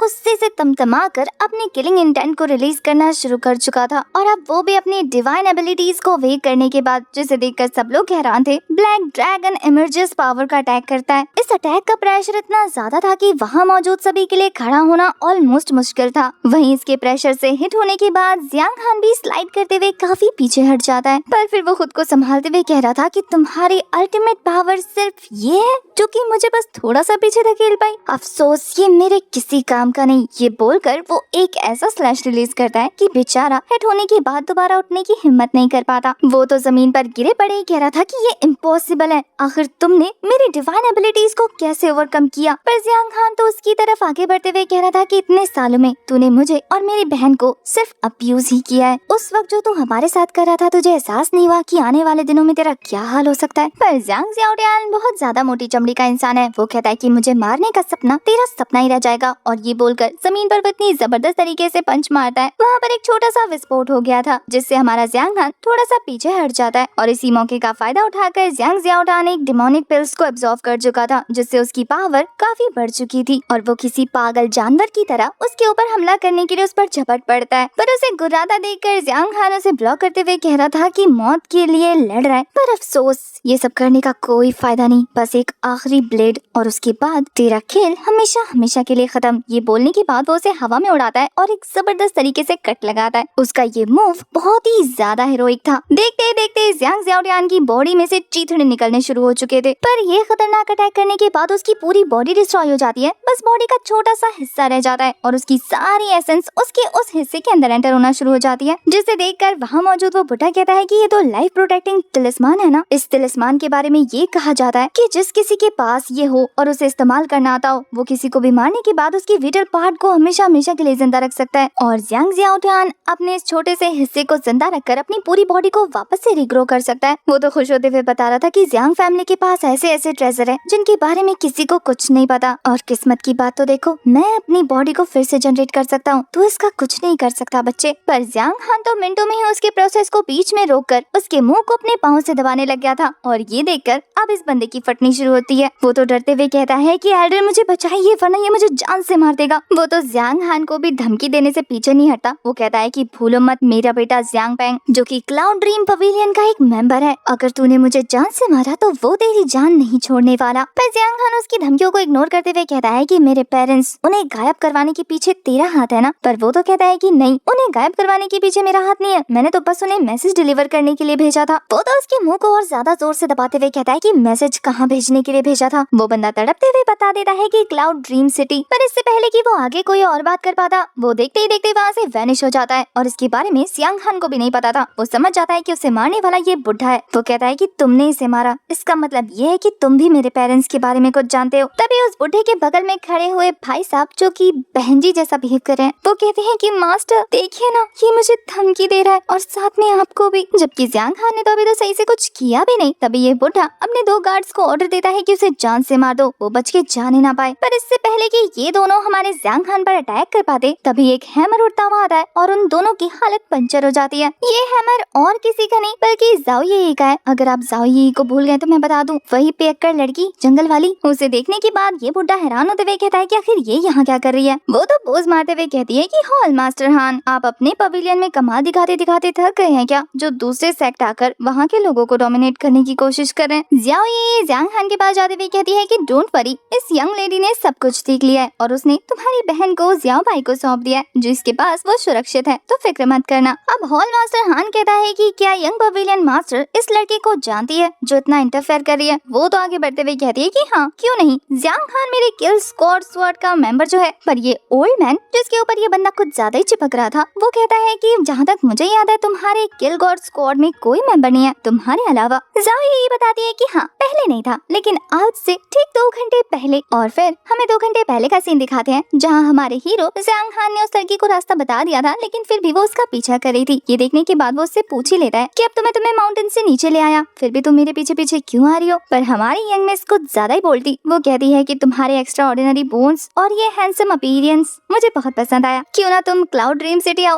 मैं तुम्हें प्रोटेक्ट करूंगी। जियांग हान क्यूरियस होते हुए कहता है कि क्या तुम क्लाउड ड्रीम पवेलियन से हो। अब इम्प्रेशन जमता देखकर जाओ ये कहती है कि हाँ क्यों नहीं, अगर तुम चाहो तो तुम मेरी टीम को ज्वाइन कर सकते हो, क्योंकि तुम्हारा ब्लड डिवाइन एबिलिटी बहुत ज्यादा कमाल का है, मुझे बहुत पसंद आया और मैं चाहती हूँ कि तुम मेरे अंडर रहकर ग्रो करो, मैं तुम्हारी हेल्प करूंगी। ये बोलने के बाद वो तो टोकन लेकर रेडी थी। अब कहानी प्रेजेंट में आती है। ये सारी कहानी सुनने के बाद हॉल मास्टर हान कहते हैं कि हॉल मैनेजर होने के नाते सारे इंटरनल अफेयर्स मेरे अंडर है और उसमें से एक पवेलियन के डिसाइपल रजिस्ट्री का फॉर्म भी मेरे पास है। जब तक मैं रिक्रूट नहीं करूंगा कोई भी पवेलियन का डिसाइपल नहीं बन सकता, फॉर्मली तो बिल्कुल भी नहीं। इसलिए जब तक ये ऑफिशियली हमारे क्लाउड सेक्ट का डिसाइपल नहीं बन जाता तब तक तुम इसे इस तरीके से अनाउंस नहीं कर सकती। इसलिए मैं चाहता हूँ कि हमारे मामले में इस तरीके से इंटरफेयर करने की जरूरत नहीं, वरना आपकी रेपुटेशन के लिए अच्छा नहीं होगा यंग पवेलियन मास्टर, क्योंकि आप रूल ब्रेक कर रही हैं। अब इतनी बड़ी बड़ी बातें कहाँ मैडम सुनने वाली थी। वो तो अपनी कल्टीवेशन शो करते हुए कहती है कि कुछ ज्यादा ही जबान चल गई है आजकल तुम्हारी। तुम्हें पता है ना कि मैं इतनी बकवास किसी की सुनती नहीं हूँ, बिना किसी रीजन के तो बिल्कुल नहीं। और पवेलियन मास्टर होने के नाते ये रूल्स मैंने बनाए हैं और तुम मेरे ही रूल्स को मुझ पर थोप रहे हो। ये बोलकर बंदे गुस्से में अपना हैमर लेकर लग जाती है हॉल मास्टर हान पर हमला करने के लिए। बेचारे वो भी अपनी पावर से वहाँ पर बैरियर बना चुके थे इस अटैक को ब्लॉक करने के लिए। पर अटैक सच में काफी ज्यादा तगड़ा था, आसपास की तो जमीन ही शेक करनी शुरू हो चुकी थी। बेचारे हॉल मास्टर हान तो जमीन के नीचे धंस चुके थे और वहीं ये भाई साहब जैसी बहन जी डर के मारे एक कोने में दुबक जाती है। और अब ना चाहते हुए भी हमारे जाओ ये के पूछने पर कि अब आप क्या कहेंगे, उसने दांत पीसते हुए कहना पड़ता है कि यंग मास्टर जैसा आप कहें। वो तो खुश होते हुए अपने वेपन को अपने कंधे पर लगाकर कहती है कि देखा मुझे लोगों को कन्विंस करना बहुत अच्छे से आता है। तुम खामखा ही बात को खींच रहे थे। वैसे अगर तुम्हारे कोई और डाउट्स हो तो मैं क्लियर कर सकती हूँ, वरना तो तुम हार्ड वर्क करते रहना। ओके, जब मैं पूरी तरह से पवेलियन लीडर बन जाऊंगी तो फिर मैं तुम्हें एल्डर बना दूंगी। ओके। ये बोलकर वो तो जाने लगी थी। बेचारे हॉल मास्टर हान फिर से दांत पीसते हुए उनका शुक्रिया अदा करने लगते हैं और कोई चारा नहीं बचा था ना बेचारे के पास। वो कहते हैं कि जी आपकी काइंडनेस के लिए बहुत बहुत शुक्रिया यंग पवेलियन मास्टर। अब इसके बाद वो तो अपनी डोली लेकर वहाँ से निकल चुके थे। प्लस पीछे पीछे हमारी जाओ ये भी जियांग हान के साथ वहाँ से जाने लग जाती है। हमारा जियांग हान तो मिस जाओ को थैंक यू बोल रहा था, पर वो तो कहती है कि क्या मिस जाओ, मुझे ये बुलाओ। और फिर वो सिटी मार के अपने बीस्ट को बुलाती है जिसका नाम जियाओ बाई था और इसी के पास हमारी छोटी ली थी। ली और जियांग हान दोनों ही साथ में क्लाउड ड्रीम सिटी जाने वाले थे, तो वो सुप्रीम एल्डर को ग्रीट करते हुए जाते हैं। लिटिल जी को सुप्रीम एल्डर की बहुत ज्यादा फिक्र हो रही थी, पर वो कहते हैं कि मेरे पास छोटी मोटी इंजरी है, तुम लोगों को इसकी फिक्र नहीं करनी है, तुम लोगों को आगे बढ़ना है। जियांग हान सुप्रीम एल्डर को जियांग फैमिली का ध्यान रखने का बोलकर वहाँ से जा ही रहा था कि तभी सुप्रीम एल्डर उसे उसके पेरेंट्स के बारे में एक राज की बात बताते हैं कि जब जियांग जियाओटियान ने उसके पेरेंट्स को ड्रीम क्लाउड सिटी भेजा था तो वो किसी गोल्डन फॉक्स को ढूंढने गए थे। अब गोल्डन फॉक्स वाली बात सुनने के बाद जियांग हान यी को देखने लगा था। वो कहती है कि ज्यादा मत सोचो, हम लेट हो रहे हैं, वहाँ चल के इसके बारे में पता कर लेंगे। तो थोड़े से इमोशनल गुड बाय के बाद वो दोनों फाइनली उस ड्रीम बेस पर बैठकर वहाँ से रवाना हो गए थे, जहाँ रास्ते में तियानियो भी बाहर आते हुए हमारे हीरो की तारीफ करने लगती है कि तुमने तो मेरी डिवाइन एबिलिटी का क्या कमाल का यूज किया है, मजा आ गया। उसे बाहर हवा में फ्लोट करता देखकर जियांग हान कहता है कि तुम्हें कोई और देख नहीं सकता क्या? वो तो कहती है कि नहीं, तुम्हारे अलावा कोई भी नहीं, क्योंकि मैं तुम्हारी स्पिरिट हूँ ना। वो तो जियांग हान को और ज्यादा पावरफुल होने का बोलकर अपने मिशन पर जल्दी से लगने को कहती है, क्योंकि वो ज्यादा वेट नहीं कर सकती।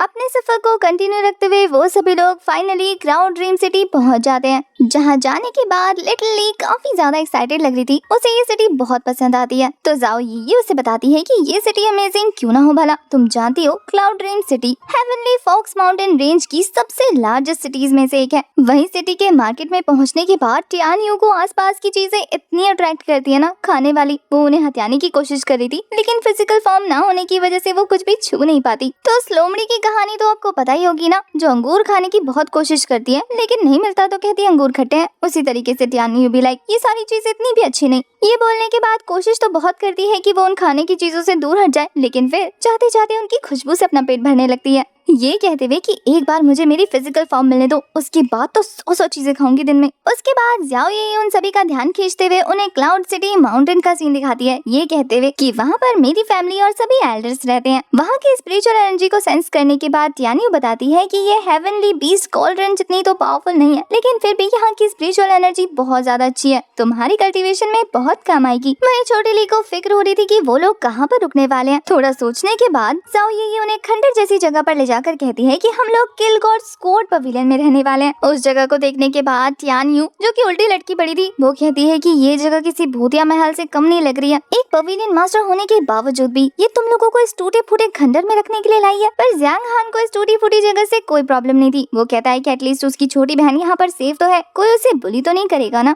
उसके बाद हमारी पवेलियन मास्टर दरवाजा ओपन करते हुए काफी एक्साइटेड होकर कहती है कि मैं आ गई, लेकिन उसका स्वागत करने के लिए वहाँ पर कोई नहीं होता। इसके बदले तो वहाँ पर लड़कियों के अंडरगारमेंट्स सूख रहे थे, जिसे देखने के बाद वो सभी लोग अपनी आंखें बंद कर लेते हैं। सबसे पहले तो हमारा जियांग हान छोटी ली की आंखें बंद करता है और फिर जाओ ये इससे पूछता है कि क्या तुम्हारी टीम में सारी लड़कियां हैं? पर हमारी जाओ ये तो जोर से चिल्लाती है, जियांग लांग कहाँ चली गई हो तुम? लेकिन उसे वहाँ पर कोई भी नजर नहीं आता। वो कहती है कि क्या सब लोग घूमने निकल गए? पर तभी वहाँ पर एल्डर लियो आ जाते हैं, जो कि अपने साथ एक बीस्ट को मारकर लाए थे, पिग बीस्ट। ये कहते हुए कि ये पोक हम लोग रात के डिनर में खाएंगे। जाओ ये वहाँ से जाते हुए कहती है कि मेरे लिए रात का खाना बचा के रखना। और फिर वो जाते जाते हमारे जियांग हान को टोकन पकड़ाकर कहती है कि इंटरनल अफेयर्स हॉल में जाकर अपने एडमिशन को रजिस्टर करके आओ। जब जियांग हान उस टोकन को लेकर रजिस्टर कराने के लिए जाता है अपने एडमिशन को, तो वो उस टोकन को फेंक देते हैं, ये कहते हुए कि वो भी किसी डिसेबल को रजिस्टर नहीं कर रहे हैं। जियांग हान को बहुत अजीब लगता है, उसे समझ नहीं आता कि क्या युनमेंग यानी कि जिस पवेलियन की जाओ ये मास्टर है, वहाँ की यंग मास्टर के टोकन को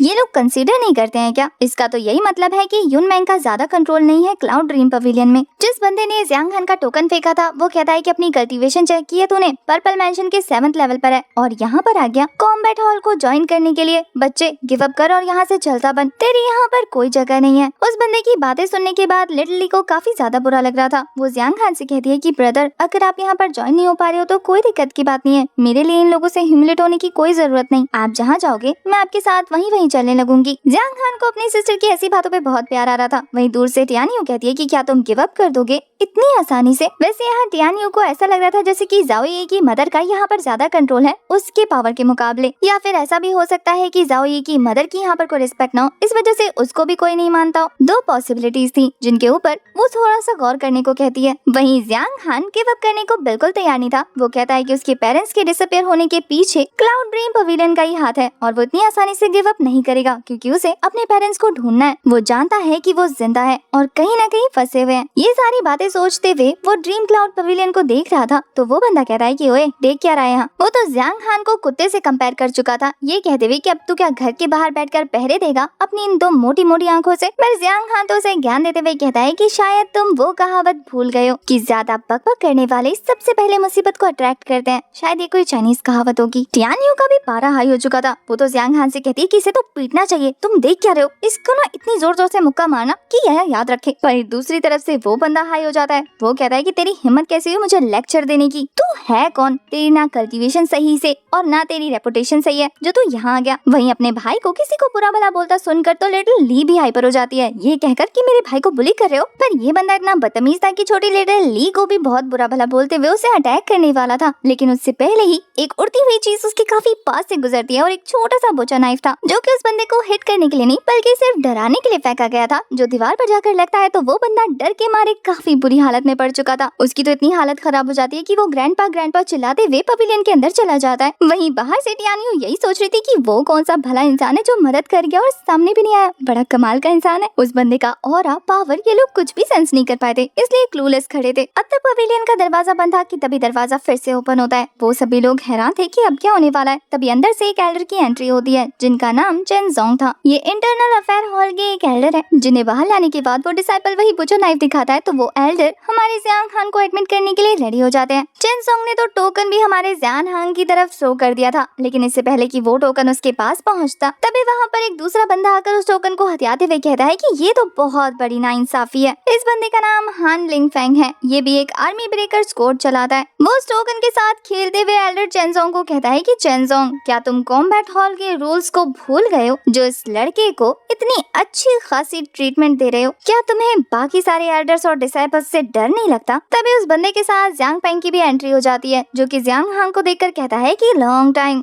नो सी ब्रदर। जियांग पेंग को देखने के बाद छोटी ली डरने लगी थी क्योंकि उसे अपने बचपन की बुलिंग जो याद आ जाती है, पर उसे डरता देखकर जियांग हान कहता है कि डोंट वरी, तुम्हारा भाई है ना, इस बार डरने की कोई जरूरत नहीं। वहीं टियानियो तो उसकी शक्ल देखकर ही उसका मजाक उड़ाते हुए कहती है कि इसकी शक्ल भी इसके बाप जैसी है, देखकर ही मारने का दिल करता है। इसका चेहरा देखकर ऐसा लगता है जैसे कि वो खुद बुलाकर कह रहा हो कि आओ आकर मुझे पीटो। वहीं इस मैटर में एल्डर चेन जोंग गिरगिट की तरह रंग बदलते हुए कहते हैं कि मुझे माफ कर दीजिए यंग मास्टर हान, मुझसे गलती हो गई। जियांग हान अब तुमने देखा ना कि मुझे लोग किस तरीके से जज कर रहे हैं, तो अब मैं तुम्हें डायरेक्ट एक्सेप्ट नहीं कर सकता। अब उस बंदे को एल्डर होकर भी अपनी बातों से मुकरता देखकर टियानियो का तो दिल कर रहा था कि अगर उसके पास फिजिकल फॉर्म होती ना तो सबसे पहले वो इसे ही मजा चखाती। जियांग हान को पता था कि ये लोग उससे टेस्ट लेंगे, तो वो कहता है कि ठीक है, आपको रूल ब्रेक करने की कोई जरूरत नहीं है और मेरी वजह से तो बिल्कुल नहीं, रूल्स को फॉलो करो। तो फिर क्या था, हमारे हीरो को 3 बंदों के साथ फाइट करनी थी। सभी लोग यही सोचते हैं कि एक पर्पल मेंशन 7th लैंड पर होने वाला बंदा 3 किल फॉर्मेट को कैसे ब्रेक करेगा। अगर उसने इस फाइट के लिए हाँ बोली है तो इसका मतलब ये है कि वो बस अपनी मौत को दावत दे रहा है। वैसे ये देखने में मजा आएगा। ऐसी बातें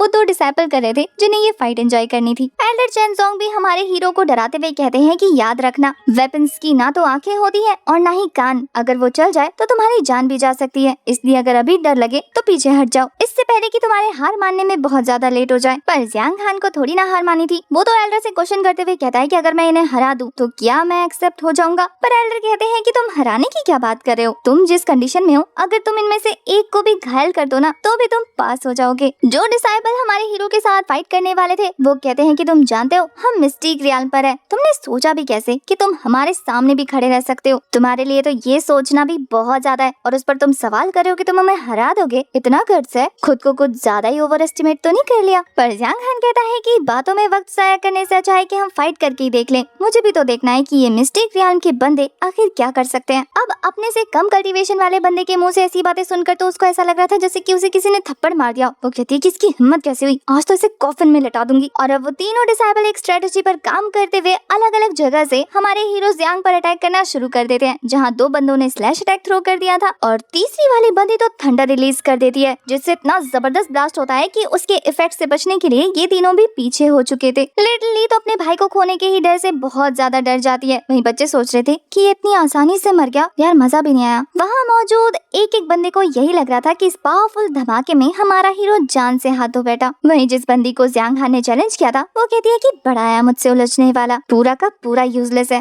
मेरे एक सिंपल से अटैक के आगे नहीं टिक पाया। पर तभी हमारा हीरो अपनी डिवाइन एनर्जी को फिर से अवेक करते हुए कहता है कि मिस्टिक रियांग के बंदों के पास सिर्फ इतनी सी ही पावर है। डिसअपॉइंट करके रख दिया मुझे तो कुछ भी खास नजर नहीं आया। और फिर से जैसे कि वो किसी पपी को बुला रहा हो वैसे बुलाते हुए कहता है कि दोबारा आओगे। छोटी ली तो खुश हो जाती है और बाकी सभी के चेहरों का रंग उड़ जाता है, क्योंकि शायद उन्हें हमारे हीरो को जिंदा देखकर कुछ ज्यादा खुशी नहीं हुई। आधे लोग तो यही सोच रहे थे कि आखिर उसने इस खतरनाक अटैक को डॉज कैसे किया होगा। हान लिंग को लगता है कि इसमें कुछ तो बात है। वहीं ये सुनने के बाद जियांग पेंग तो गुस्से से भर चुका था, वो अटैक करने वाला था उस पर डायरेक्टली, पर हान लिंग के मना करने पर वो वहीं रुक जाता है। पर अपने गुस्से को शांत किए बिना वो उन बाकी तीनों डिसाइपल से कहता है कि खड़े खड़े मुंह क्या देख रहे हो, अटैक थ्रो करो उस पर। अब तो वो तीनों मिलकर डबल किल अटैक करने वाले थे, जिसकी एनर्जी बहुत ज्यादा जबरदस्त थी, सीधा आसमान में जा रही थी। पर जियांग हान अभी भी काफी ज्यादा रिलैक्स था। अपनी डिवाइन टेक्निक को यूज करते हुए वो फिर से शेप शिफ्ट करते हुए एक जगह से दूसरी जगह टेलीपोर्ट होने लगा था। और ये देखकर जियांग पेंग भी लाइक अपने फादर की तरह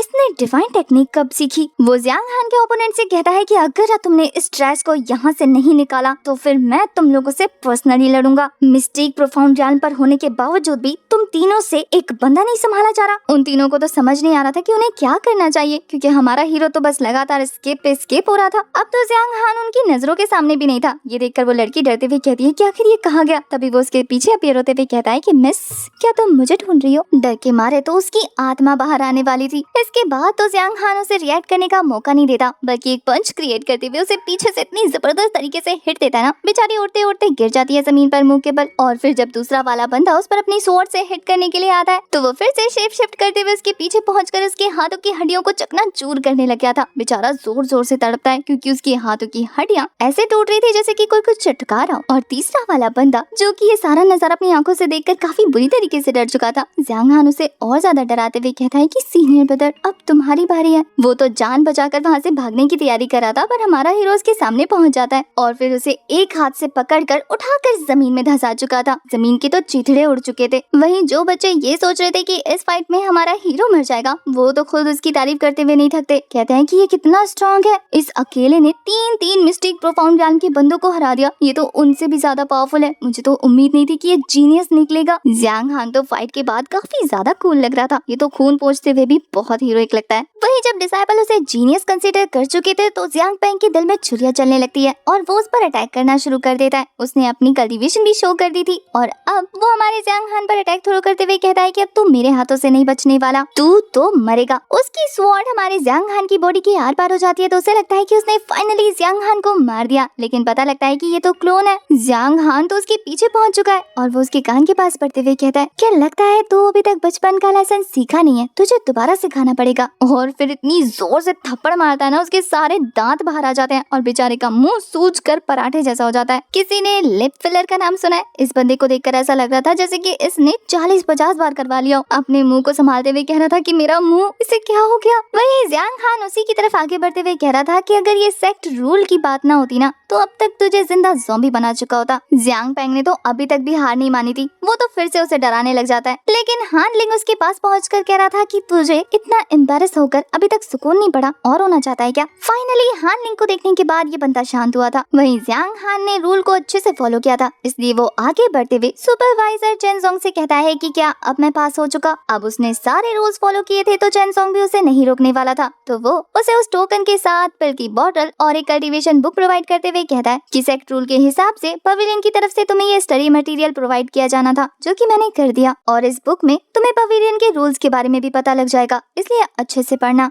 एक भी रूल अगर ब्रेक हुआ तो उसकी पनिशमेंट काफी ज्यादा बड़ी होगी। जियांग हान हर चीज के लिए रेडी था। उसके पास हो जाने पर और सिलेक्ट होने पर छोटी ली बहुत ज्यादा खुश हो जाती है। ली अपने भाई के गले लगते हुए कहती है कि अब इसका मतलब ये है कि हम भी क्लाउड ड्रीम पवेलियन के बंदे हैं। वहाँ का मामला निपटाने के बाद जियांग हान अपनी सिस्टर के साथ वहाँ से जाने लगता है। जहाँ हान लिंग को क्रॉस कर दी, उसे पता लग गया था कि फ्यूचर में उसका मुकाबला इसके साथ ही होगा। वहीं जियांग हान के जाने के बाद जियांग पेंग भी लाइक, ब्रदर आपने मुझे क्यों रोका? पर हान लिंग का कहना था कि इसे मारना टाइम की बात है, जब टाइम आएगा तो वो इस मैटर को खुद संभाल लेगा। फिलहाल के लिए उसके पास और भी जरूरी काम है। वापस किल गॉड पवेलियन पहुंचने के बाद उन लोगों को खाने की चीजें दिखती हैं, जिसे देखकर ली और टियानियो तो एक्साइटेड हो जाते हैं। वहीं जियांग हान के वापस आने के बाद जाओ यी को जब पता लगता है कि सारी चीजें अच्छे से हो गई, तो वो उसका हाथ पकड़कर उसे वहाँ से ले जाने लगती है। एक खास जगह पर वो डिसेबल को देखते हैं, जो कि जंगल के बीच में एक ऑल्टर प्लेस पर पहुंचते हैं। शायद उन्हें किसी तरीके का कोई मिशन मिला था। लड़की तो काफी ज्यादा डरते हुए कहती है कि एक बार ये मिशन कंप्लीट हो जाए, मुझ पर कोई बड़ी मुसीबत ना आए, तो फिर मैं भगवान जी आपको बहुत सारा प्रेशर चढ़ाऊंगी। वहीं दूसरी तरफ वो लड़का अपने पास से एक कार्ड निकालता है और उस कार्ड को उस अरीना के ऊपर थ्रो कर उसमें अपनी एनर्जी ट्रांसफर करनी शुरू कर देता है। और जैसे ही उस लड़के ने अपने प्रोसेस को स्टार्ट कर दिया था, वो लड़की भी उसे ज्वाइन करते हुए अपनी स्पिरिचुअल पावर उस कार्ड में ट्रांसफर करने लगती है। देखते ही देखते उस ऑल्टर के पिलर में से तेज एनर्जी रिलीज होनी शुरू हो चुकी थी, जो काफी ज्यादा डेमोनिक लग रही थी। जब ये एनर्जी पूरे प्लेस को घेर लेती है तो वहाँ पर एक डीमन अपीयर हो जाता है, जो बहुत ज्यादा खतरनाक लग रहा था। और इसके बाद तो हमें सिर्फ उन दोनों की चीखें ही सुनाई देती है। इसी के नेक्स्ट सीन में हम जाओ यी को देखते हैं, जो कि जाओ पाई पर बैठकर जियांग हान के साथ उसी तरफ आगे बढ़ते हुए कह रही थी कि मेरी गैर मौजूदगी में उन दोनों को मिशन पर भेज दिया गया। अगर उनके साथ कुछ हो गया या उन्हें किसी भी तरीके की कोई चोट पहुंची ना, तो फिर मैं उस फॉरेन अफेयर हॉल के बुड्ढे को बिल्कुल नहीं छोड़ने वाली। उसकी तो ऐसी खबर लूंगी ना, याद रखेगा। इसके बाद तो वो जियांग हान से कहती है कि जियांग हान, इस जंगल में आगे काफी खतरनाक डीमंस आने वाले हैं, तो अगर तुम किसी डीमन को डिफीट ना कर पाओ तो पीछे हट जाना। यहाँ पर 3rd लेवल से भी ज्यादा ऊपर के खतरनाक डीमंस मौजूद है। अब वो काफी ज्यादा सीरियस थी और आगे बढ़ते बढ़ते अचानक से जियाओ भाई को रुकने को कहती है। उसका पैर तो ब्रेक लगा देता है। जियांग हान को लग रहा था कि पता नहीं किस तरफ से कौन सी मुसीबत आ रही है, जो इस तरीके का अचानक सडन रिएक्शन देखने को मिला। पर हमारी प्यारी सी जाओ यी तो कहती है कि मैं तो रास्ता भूल ही गई, लगता है इसे रास्ता भूलने की बीमारी है। अब इसी के बाद हमें एक दूसरे बंदे को दिखाते हैं, जिसका नाम शान लियांग था। ये गॉड स्लेइंग स्क्वाड से बिलोंग करता है। ये बंदा अपनी स्पिरिचुअल एनर्जी का यूज करके वहाँ पर काफी सारे बीस्ट को जान से मारने की कोशिश कर रहा था। इन बीस्ट का झुंड उस पर भारी पड़ने वाला था कि वो अपने पास से एग्जॉर्सिज्म चार्म निकालता है और काफी स्वैग के साथ उन्हें थ्रो करते हुए इन बीस्ट को निपटाना शुरू कर देता है। काफी देर तक मल्टीपल चार्म्स का यूज करते हुए अपनी स्पिरिचुअल पावर को साइड में रखकर ये उन्हीं से फाइट कर रहा था। ये बहुत स्वैग में ये यूज करते करते ये भूल जाता है कि इसके पास लिमिटेड है। वो तो हैरान रह गया था और इसके बाद पतली गली से वापस भागने की कोशिश करने लगता है, क्योंकि इसे डर लग रहा था कि ये अपनी एबिलिटीज से इन सारे बीस्ट को नहीं हरा पाएगा और ये बीस्ट उसका पीछा करने लगते हैं। बेचारा यही सोच रहा था कि एग्जॉर्सिज्म चार्म्स कहाँ चले गए। एक कल्टीवेटर होने के बावजूद भी अब वो अपनी जान बचा के भागते हुए दूसरों से हेल्प की भीख मांगने लगता है कि कोई तो आ जाओ जान बचाने के लिए। तभी वहाँ उसी के स्क्वाड के 2 और मेंबर्स की एंट्री हो जाती है, जिसमें से फीमेल का नाम की श्वेता और लड़के का नाम न्यूमेंग। और वो दोनों ही अपनी पावर का यूज करके उन बीस्ट को फ्रीज कर देते हैं और दूसरा वाला मुक्का मार के शटर कर देता है, जिससे देखते देखते वो सारे के सारे बीस्ट एक बार में ही खत्म हो जाते हैं। ये बंदा अपने दोनों टीम के मेंबर्स को देखकर काफी ज्यादा खुश होते हुए उनकी तारीफ करके कहता है कि तुम दोनों पहले की तरह ही अमेजिंग हो, क्या काम किया है, मजा आ गया। उसके दोनों पार्टनर जंगल के और अंदर एंटर होना चाहते थे, पर ये देखकर वो उन्हें रोकते हुए कहता है कि नहीं, हमें ज्यादा अंदर नहीं जाना चाहिए। एल्डर ने हमें बाहर की जगह को क्लीन करने के लिए कहा है, मतलब बाहर के डीमंस को मारने के लिए कहा है। मुझे तो लगता है कि ये पिग्स किसी बड़े मॉन्स्टर से डरकर भाग रहे होंगे। अगर हम अंदर गए तो हमारा सामना उससे हो जाएगा। पर उसके टीममेट्स को देखकर लग रहा था कि वो इस बात से बिल्कुल नहीं डरते, वो तो उसका सामना करने के लिए आगे बढ़ रहे थे। वहीं दूसरी तरफ हम जाओ यी और जियांग हान को देखते हैं। वो दोनों भी बीस्ट से फाइट करते हुए इस बात का पता लगा चुके थे कि कुछ तो ऐसा है जंगल के अंदर जो कि इन छोटे जानवरों को जंगल से बाहर आने के लिए मजबूर कर रहा है। अगर अंदर जाने पर उन्हें कुछ खतरा दिखा तो वो वहाँ से उस चीज को पूरी तरह से डिस्ट्रॉय कर देंगे। ये चीज हमारे जियांग हान को भी बिल्कुल ठीक लगती है, तो वो दोनों जियाओ पाई पर बैठकर वहाँ से रवाना हो जाते हैं। जहाँ जंगल के और डीप में जाता देखकर टियानियो बाहर आकर जियांग हान से कहती है कि एक बात बताओ, अगर तुम इन छोटे मोटे बीस्ट को मारने में अपना टाइम वेस्ट करोगे तो फिर मेरे ब्लड डीमन को कैसे मारोगे? मुझे उनका ब्लड चाहिए। टियानियो को तो जल्द से जल्द उन बीस्ट के ब्लड को कलेक्ट करके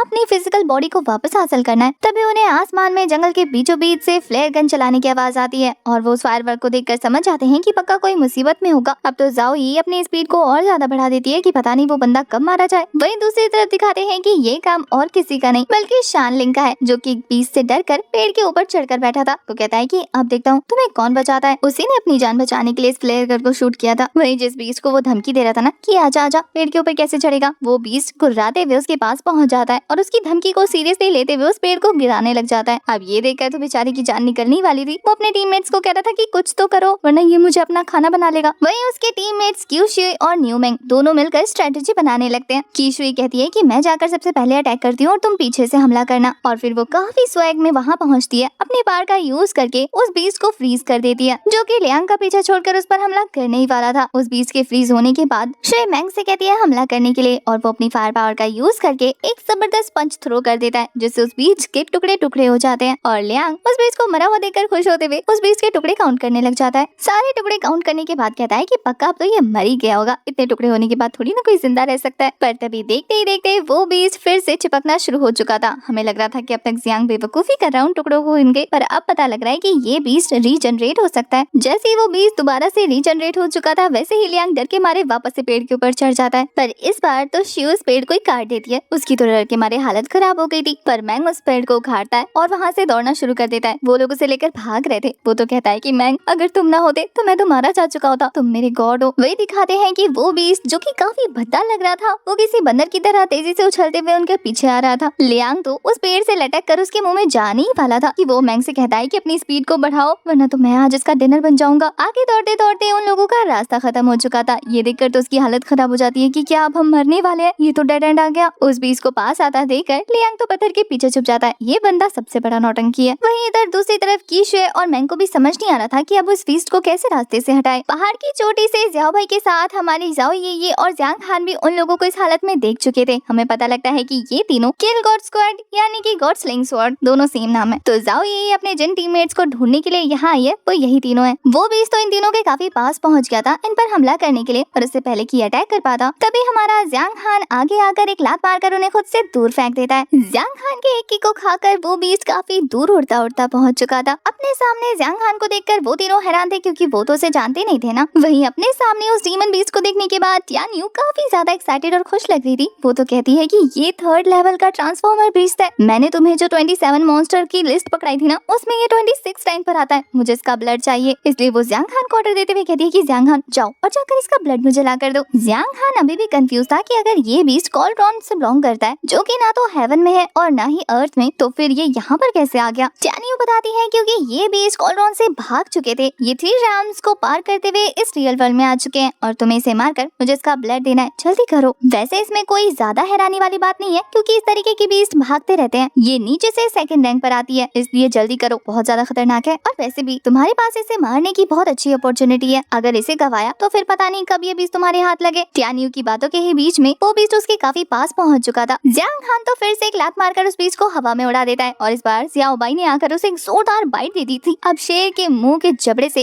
खाया हुआ एक अटैक उसे अधमरा कर देता है, और तभी वहाँ पर ज़ाओ ये की एंट्री होती है, जो अपने पावरफुल हैमर से मारकर बेचारे का सर ही फोड़ देती है। अब उस बीस्ट की हालत पंचर हो चुकी थी, और अपनी स्वैग एंट्री को दिखाते हुए ज़ाओ ये अपने टीममेट्स को बोल देती है कि वो लोग सेफ है। वही लियांग तो अपने बॉस को देखकर खुश था। वो कहता है कि बॉस अच्छा वो आप यहाँ आ गई। तभी वो अपने बॉस यानी ज़ाओ ये को हमारे ज़्यांग हान के बारे में बताना चाहता था, पर वो नोटिस करता है कि ज़्यांग हान तो यहाँ से गायब है। उसे समझ नहीं आता कि वो कहाँ चला गया। पर तभी हमें पता लगता है कि ज़्यांग हान तो उस बीस्ट के नीचे पहुंच चुका है, जो कि वापस से जब उस बीस्ट को होश में आता देखता है तो जमीन फाड़कर उसे ऊपर उठा देता है, और हवा से नीचे आने से पहले ही वो अपने डैगर की हेल्प से इतने स्लैशेस लगा चुका था ना कि उस बीस्ट के फिर से टुकड़े टुकड़े हो जाते हैं, और वो काफी स्वैग में अपने डैगर को वापस से रख देता है। उसे लग रहा था कि ये बीस्ट मर चुका होगा, पर तभी वो बीस्ट वापस से ट्रांसफॉर्म होना शुरू हो चुका था। लेकिन उसके प्रोसेस को बीच में ही रोकते हुए ज़ाओ ये अपने पास मौजूद तिलिस्मान का यूज करके उसकी बॉडी में आग लगा देती है। लियांग अपने बॉस को देखकर इतना ज्यादा खुश था कि वो हक करने के लिए दौड़ पड़ता है, पर वो रास्ते से हट जाती है और बेचारा ज़्यांग हान की गोद में गिर जाता है। ज़्यांग हान को देखकर कहता है कि अरे तुम तो काफी ज्यादा हैंडसम हो, लेकिन तुम हो कौन। ज़्यांग हान उससे खुद को इंट्रोड्यूस करता है तो उसे समझ नहीं आता कि उसे ये नाम सुना सुना क्यों नहीं लग रहा। तभी उसकी बॉस उसके कान के नीचे लगाते हुए कहती है कि क्या बकवास कर रहे हो। वो कहता है कि बॉस मैंने सच में ये नाम कभी नहीं सुना। वहीं ज़ाओ ये को सबसे ज्यादा फिक्र कीशुई की हो रही थी, तो वो उसके पास जाकर पूछती है कि क्या तुम ठीक हो। वो भी अपनी बॉस को देखकर खुश थी। तभी वो उससे ज़्यांग हान को इंट्रोड्यूस करते हुए कहती है कि इससे मिलो, इसका नाम कीशुई है और ये ज़्यांग हान हमारी टीम का नया मेंबर। ज़ाओ ये कीशुई के बारे में बताती है कि ये लड़की सिर्फ दिखने में कोल्ड है, वैसे सबसे ज्यादा काइंड हार्टेड है, और हाँ हमारी गॉड स्लेयर टीम की सबसे बेस्ट प्लेयर है। ये मिस्टिक प्रोफाउंड रियल्म की 7th लेवल पर है। ये सुनने के बाद तो ज़्यांग हान इम्प्रेस हो चुका था। वहीं ज़ाओ ही उसका रिएक्शन देखने के बाद कहती है कि इससे ज्यादा पंगा मत लेना वरना कूट देगी। इसके बाद वो ज़्यांग हान को न्यू मैंग से मिलवाती है, ये कहते हुए कि ये बंदा बहुत ताकतवर है, मिस्टिक प्रोफाउंड रियल्म की 3rd लेवल पर है, पर इसे सिर्फ 2 चीजें पसंद है, एक तो खाना और दूसरा सोना, पर ये बहुत ज्यादा बहादुर भी है। वही हमारा ज़्यांग हान तो ये देखकर हैरान था कि ये बंदा खड़े खड़े सो गया, ये तो सच में पक्का जीनियस वीकनेस है। जब शैन लियांग की बारी आती है तो जाओ ये उसका नाम लेने से पहले ही मुंह बना चुकी थी। वहीं वो तो खुश हो जाता है कि बॉस अब मुझे अच्छे से इंट्रोड्यूस करेगी, पर वो कहती है कि छोड़ो, इसके बारे में क्या ही इंट्रोड्यूस करना। इसके बाद वो अपनी टीम को लेकर पहुंच जाती है फॉरेन अफेयर हॉल्स में रिपोर्ट करने के लिए। वहीं शैन लियांग इस बात से नाराज हो जाता है कि बॉस आपने मुझे इंट्रोड्यूस नहीं किया। पर जब वो देखता है कि हमारे जियांग हान को पहले से ही उसका नाम पता है तो वो खुश होते हुए कहता है कि क्या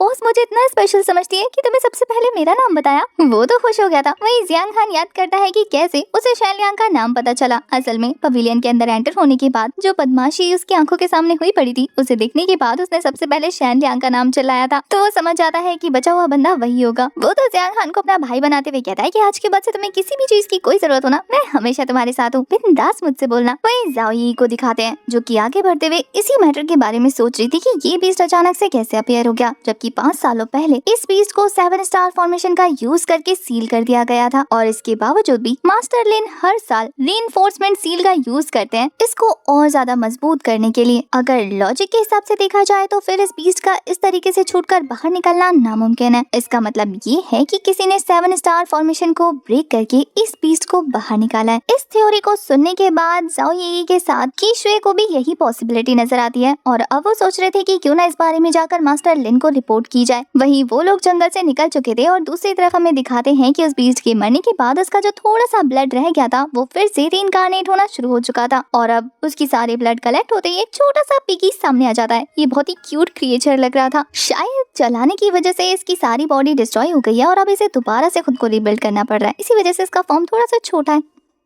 नेक्स्ट सीन हमें क्लाउड ड्रीम पवेलियन का मेंशन मेन हॉल दिखाया जाता है, जहाँ पर एक डिसाइबल एक ग्रैंड एल्डर को बता रहा था कि कैसे उनका प्लान चौपट हो गया और इसे करने वाला और कोई नहीं बल्कि जियांग हान है। यानी कि जाओ यी और उसकी टीम जो सोच रही थी कि इन बीस्ट को जानबूझकर आजाद किया गया है वो बिल्कुल सही था। वो काम और किसी का नहीं बल्कि इसी एल्डर का था। इस एल्डर को जब जियांग हान के बारे में पता लगता है तो वो कहता है कि फिर से वही जियांग फैमिली का यूजलेस बंदा मेरे रास्ते में आ गया, क्या वो इतना ज्यादा पावरफुल है? पर वो डिसाइबल बताता है कि नहीं ग्रैंडपा, असल में तो वो पर्पल मेंशन के 7th लेवल पर है, लेकिन फिर भी पता नहीं कैसे उसके पास मैजिकल पावर है और वो बीस्ट को कंट्रोल कर सकता है। ये काफी अजीब बात नहीं है कि वो अपनी कल्टीवेशन से भी ज्यादा पावर वाले बंदों को हैंडल कर सकता है। हान लिंग के ग्रैंडफादर कहते हैं कि तो क्या हुआ अगर उसके पास 100 से भी ज्यादा मैजिकल पावर्स हुई, फिर भी अगर वो हमारे रास्ते में आया तो हम उसे निपटा सकते हैं। हान लिंग खुश हो जाता है ये सुनकर कि उसके दादाजी के पास प्लान है। वो पूछता है कि आप क्या करना चाहते हैं? ग्रैंडपा बताते हैं कि कुछ नहीं, जियांग पेंग को डार्क सिटी भेजो, वहाँ पर काफी सारे लोग हैं जिनके कंधे पर बंदूक रखकर हम जियांग हान को निपटा सकते हैं। उनका प्लान था कि वो किसी को हायर करेंगे, किसी पावरफुल बंदे को, और उससे जियांग हान को मरवा देंगे जिससे इनका नाम नहीं आएगा। हान लिंग भी अच्छे से समझ आता है कि उसके दादाजी डार्क सिटी में मौजूद ब्लडलेस डीमंस की बात कर रहे हैं। अगर इन लोगों ने उनके साथ कांटेक्ट किया तो जाओ ये और जियांग हान को मरने से कोई नहीं बचा सकता। पर उन्हें हायर करने की वजह से ये लोग फंस सकते थे। और इसी बारे में जब उसके ग्रैंडपा से बात कर रहे होते हैं तभी अचानक से उनके मेंशन मेन हॉल का दरवाजा ओपन हो जाता है और हमारे हान लिंग को लगता है कि ये जियांग पेंग है, तो वो उस पर बरसना शुरू कर देता है कि तुम्हें दिखाई नहीं देता मैं अपने ग्रैंडपा के साथ मीटिंग कर रहा हूँ। पर तभी एक आवाज आती है जो कि कह रहा था कि मैं यहाँ से गायब क्या रहा, तुम लोगों ने क्या खुद को ओनर बना लिया? क्या तुम भूल गए हो कि यहाँ का सिर्फ एक ही ओनर है? और हमें पता लगता है कि ये इस पवेलियन के डेप्यूटी हैं जिनका नाम हान सिंह है। ये और कोई नहीं बल्कि हान लियांग के सेकंड ग्रैंडफादर है, उसके ग्रैंडफादर के छोटे भाई जो कि 15 सालों से आइसोलेट होकर कल्टीवेशन कर रहे थे। उन्हें देखने के बाद उनका भाई कहता है कि तुम 15 सालों के बाद अचानक से बाहर कैसे आ गए? पर अपने भाई के मुंह से इस तरीके का सवाल सुनने के बाद वो गुस्सा करते हुए कहते हैं कि तुम्हारी हिम्मत कैसे हुई मुझसे ऐसा पूछने की? तुम तो मुझे ये बताओ कि जिनहू माउंटेन में आखिर इतने सारे डीमन बीस्ट कहाँ से अपीयर हुए? पर तभी हमें ग्रैंडफादर की बातों से पता लगता है कि आने वाले टाइम में उनके सेक्ट में काफी बड़ा कंपटीशन होने वाला है जिसमें अलग अलग पवेलियन और स्क्वाड के बच्चे आपस में फाइट करेंगे और विनर के मास्टर को काफी हाई पोजीशन मिलेगी। तो वो इस बात को इस तरीके से मैनिपुलेट करते हुए कहते हैं कि हान लियांग के रास्ते में वो किलिंग गॉड स्क्वाड के बंदे सामने आ रहे थे और उनमें से जो जीत सकती थी वो क्यूशिया थी, इसलिए उन्हें रास्ते से हटाने के लिए उन्होंने ये प्लान बनाया जो कि चौपट हो गया। वैसे यहाँ पर ग्रैंडफादर ऐसे शो करने की कोशिश कर रहे थे जैसे कि वो हान सिंह की हेल्प कर रहे हो, उनकी पोजीशन को और ज्यादा हायर करना चाहते हो। पर हान सिंह कहते हैं कि बकवास बंद करो, तुम ऑलरेडी काफी ज्यादा चालाक हो, तुमने मेरे ज़्वानजिंग मेंशन को भी मुझसे छीन लिया। पर ग्रैंडफादर कहते हैं कि मैं तुम्हारा भाई हूँ, आखिर मैं तुम्हारे साथ ऐसा कैसे करूंगा? मैं तुम्हारा तलिस्मान क्यों लूंगा? जिंगे उनकी बात को इग्नोर करते हुए हान लिंग से कहता है कि मेरे उस बीस्ट बिंगो का क्या हुआ? वही बीस्ट जिसकी हेल्प लेकर हमारे ग्रैंडफादर हान लिंग के ग्रैंडफादर गॉड स्लेइंग स्वॉर्ड के बंदों को मारना चाहते थे। हान लिंग बताता है कि कीशुए और न्यू मैंग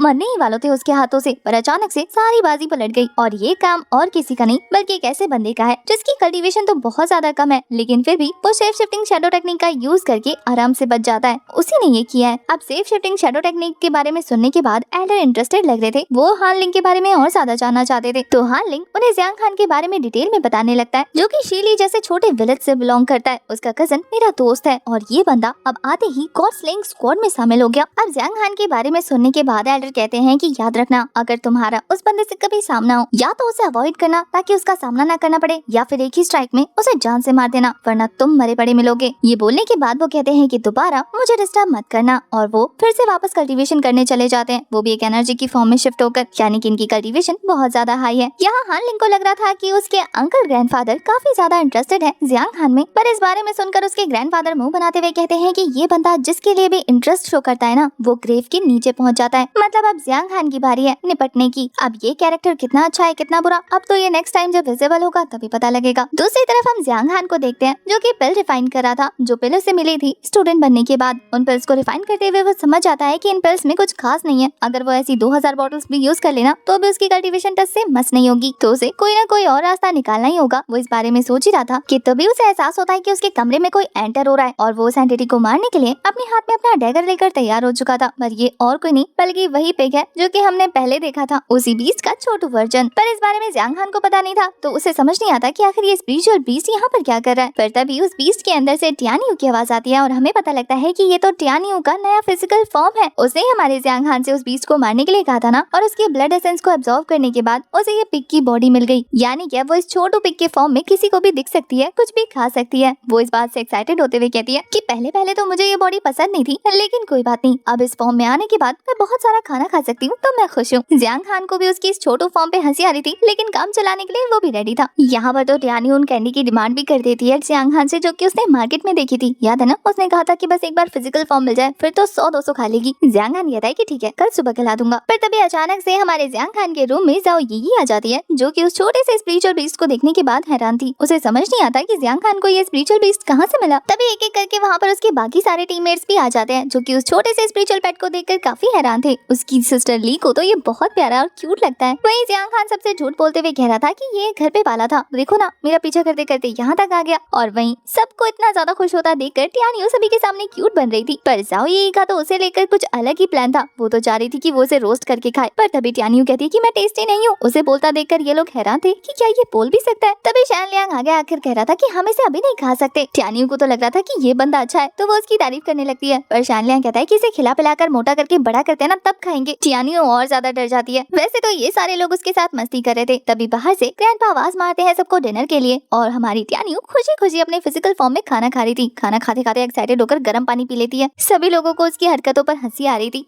यहाँ पर अभी पार्टी चल रही है, और ये पार्टी जियांग खान को उनकी टीम को ज्वाइन करने की वजह से हो रही है। जाओ यी उसे कांग्रेचुलेट करते हुए कहती है कि मेरे पास कमाल की टीम है, और रहा सवाल उस लियान फेंग का, तो उसके पास बेशक से ज्यादा आर्मी हो, लेकिन क्वालिटी में हमारे सोल्जर्स ज्यादा भारी पड़ेंगे। हमें बस अपना बेस्ट देना है, और उसके बाद 3 वे मार्शल आर्ट कंपटीशन में हमारी टीम ही जीतेगी। इसके बाद वो सभी लोग चीयर करते हुए टीम की जय जयकार करने लगते हैं और आपस में काफी मस्ती करते हैं। यहाँ पर ली की बहुत अच्छे से देखभाल हो रही थी। गॉड स्लेइंग स्क्वाड के सभी मेंबर्स उसे अपनी छोटी सिस्टर की तरह ही ट्रीट कर रहे थे और पैम्पर कर रहे थे। ये देखकर तो हमारे जियांग खान को बहुत अच्छा लग रहा था, क्योंकि जब से उसने अपना घर छोड़ा है तब से उसकी छोटी सिस्टर एक बार भी बुली नहीं हुई है और परेशान नहीं हुई है। वो बहुत खुश है। तभी जियांग खान को अचानक से अपने आसपास खतरा महसूस होता है, और वही सेम फीलिंग हमारी कीशुए को भी आती है, जो कि अपनी स्वॉर्ड को समन करते हुए आसपास की सारी जगह फ्रीज कर चुकी थी, जिससे वो अटैक डिस्ट्रॉय हो जाता है। और यहाँ सभी लोग परेशान हो जाते हैं कि अचानक से उनकी इस खुशी भरे मोमेंट को कौन नजर लगाने आ गया। चारों तरफ से उन्हें वेपन्स ने घेर लिया था, और ये देखने के बाद लियांग अपने पास मौजूद एक तलिस्मान का यूज करके आसपास बैरियर बना देता है, सो ज्यादा देर तक होल्ड नहीं कर पाता। उन वेपन के लगातार हिट की वजह से वो बैरियर चकनाचूर हो जाता है। जाओ ये भी फाइट के लिए तैयार हो चुकी थी अपने हैमर को समन करने के बाद। तभी पीछे से एक स्वॉर्ड उसके पीछे अपीयर होता है, और यह अटैक उस पर होने ही वाला था कि उससे पहले ही हमारा जियांग खान बीच में आकर उस अटैक को काउंटर कर चुका था। उस मास्कमैन को देखने के बाद ये सभी लोग उससे सवाल करते हैं कि आखिर वो कौन है और यहाँ किस लिए आया है उन पर अटैक करने के लिए। पर वो बंदा इसका जवाब नहीं देता, रहता देन अपनी पावर शो करने लगता है। उसकी कल्टीवेशन इन लोगों से बहुत ज्यादा हाई थी। अपनी कल्टीवेशन शो करने के बाद उस बंदे ने स्वैग के साथ जमीन में अपनी स्वॉर्ड धसा दी, जिससे इन सभी के पाँव के नीचे एक फॉर्मेशन अपीयर हो जाता है, और वो सभी लोग स्पिरिचुअल चेन से ट्रैप हो जाते हैं। उनमें से कोई भी वहाँ से हिल भी नहीं पा रहा था, लेकिन हमारा जियांग खान उस फॉर्मेशन के एक्टिवेट होने से पहले ही वहाँ से स्किप कर चुका था। ये देखकर वो मास्कमैन रूफ पर चढ़ जाता है और चारों तरफ हमारे जियांग खान को ढूंढ रहा था। इस मास्कमैन के इस फॉर्मेशन का नाम सेकेंडरी स्पिरिट बीस्ट फॉर्मेशन था। वो कहता है कि इसमें से निकल पाना इम्पॉसिबल है। तो आखिर वो बंदा यहाँ से भागकर गया कहाँ? पर तभी हमारा हीरो उसके पीछे से अपीयर होते हुए उसे डरा कर कहता है कि तो फिर मैं बाहर क्या कर रहा हूँ, अगर इम्पॉसिबल है तो। जियांग हान ने उस बंदे पर अटैक करके उसे इंजर्ड कर दिया था। ये देखने के बाद वो कहता है कि आज तो तेरी डेथ सेरेमनी होगी। पर जियांग हान काफी ज्यादा स्वैग के साथ उसके अटैक को डॉज करते हुए कहता है कि देख लेते हैं बच्चे, आखिर हम दोनों में से किसकी कब्र खुदती है, और उस पर फूल चढ़ते हैं। फाइट करते करते वो दोनों रूफ से नीचे आ चुके थे और नीचे आने के बाद वो मास्कमैन अपनी स्वॉर्ड हासिल करते ही उसे जियांग हान के पेट के अंदर घुसा देता है। उसके सभी टीममेट्स डर गए थे ये सोचकर कि उन्होंने अपने टीममेट्स को खो दिया। वह इस मास्कमैन को भी लग रहा था कि मैंने तो सोचा कि तू कोई तोप होगा, पर तू तो एक नंबर का फुस्सी निकला। पर तभी उस मास्कमैन की चीखें निकल जाती है क्योंकि हमारे जियांग हान ने उसके पीछे से हमला कर दिया था। जियांग हान उसके पीछे से निकलते हुए कहता है कि तुम लोग हमेशा जीत की खुशी पहले क्यों मनाने लगते हो। उसके स्ट्राइक की वजह से उस बंदे का खेल खत्म हो जाता है और उसके टीममेट आजाद हो जाते हैं, जो कि उसकी पावर और इम्प्रेसिव टेक्निक्स देखकर बहुत खुश थे। तभी जियांग हान के पूछने पर कि क्या वो सभी लोग ठीक हैं, ली बताती है कि नहीं, लियांग गायब है। जाओ ये तो लियांग की हरकतों से परेशान आ चुकी थी। वो अपनी पावर का यूज करके उसे पेड़ से नीचे गिरा देती है, जो कि सबसे पहले जाकर पेड़ के ऊपर छुप गया था। जाओ ये कि उसे खींचकर बाहर निकालने पर वो सबके सामने एम्बैरेस हो चुका था और जाओ ये उसे अपना हैमर दिखाकर डराने लगती है कि उसने सबको परेशान कर दिया। टियानियो तो उसकी बेइज्जती करते हुए कहती है कि ये कितना डरपोक है, मुझे उम्मीद नहीं थी कि ये स्वॉर्ड कोड सेट का डिसाइपल होने के बावजूद भी इस तरीके से बिहेव करेगा। पर लियांग की सबके सामने बेइज्जती हो रही थी, इसलिए वो खुद को संभालते हुए कहता है कि मैं डर के थोड़ी ना भागा था,